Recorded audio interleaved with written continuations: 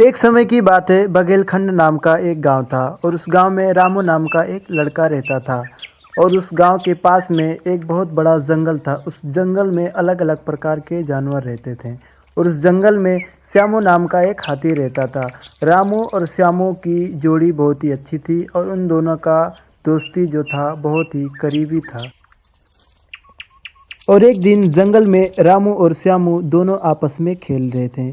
रामू जोर जोर से श्यामू के ऊपर उछल रहा था और श्यामू अपने सूंड में पानी भरकर रामू के ऊपर फेंक रहा था। इससे रामू को बहुत आनंद आ रहा था और बहते हुए झरने के पानी के पास रामू चलकर श्यामू के पास आता था और रामू श्यामू के ऊपर चढ़ जाता था और जोर जोर से उछाल मारता था। इससे उसको बहुत आनंद और मज़े आ रहे थे, इसीलिए वह जोर जोर से कूदता था। और तो और रामू कभी कभी पीछे से छुपकर आता था और मन करता तो उसके ऊपर सो जाता।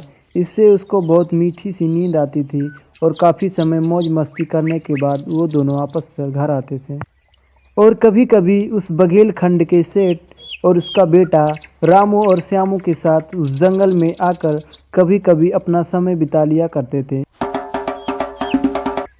रामू बचपन से ही उस जंगल में रहकर अन्य सभी जानवरों के साथ खेलते हुए बड़ा हुआ था, इसीलिए वह कभी कभी जब समय मिलता था तो अन्य सभी जानवरों से मिलने आता था और बातें करता था।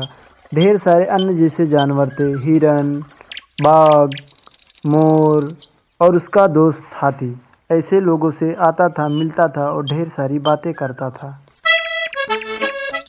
बाघ और अन्य जैसे जानवरों के साथ रामू खेलता था, लेकिन बाघ को यह अच्छा नहीं लगता था क्योंकि बाघ उस जंगल का राजा था और उसकी बजाय रामू उस हाथी श्यामू को प्यार करता था, इसीलिए उसे अच्छा नहीं लगता था।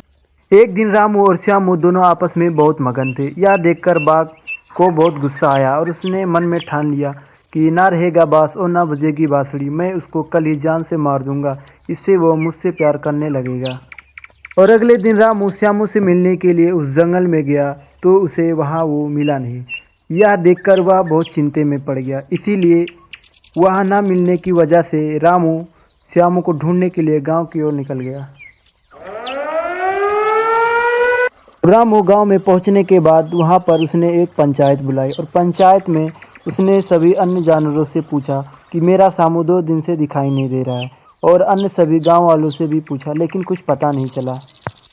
और बाघ को जैसे ही पता चला कि रामू को मेरे ऊपर शक हो रहा है, यह सोचकर वह वहाँ से जल्दी से 9-2-11 हो गया और अंत में श्यामू का कहीं पता नहीं चला।